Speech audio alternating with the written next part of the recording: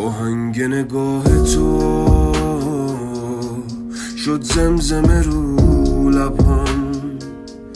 ای عشق بخون با من تو خلوت این شبها.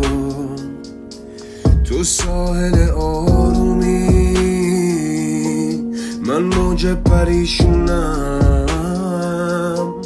راز دل دریا رو میدونی و میدونم. من عطر خوش عشقو